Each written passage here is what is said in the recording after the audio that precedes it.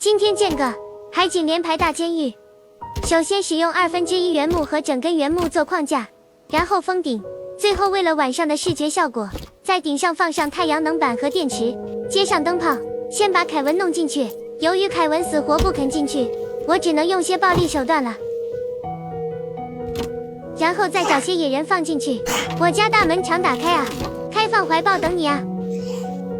哎呀，凯文好像被室友揍了，不管了，晚上了，把灯开开。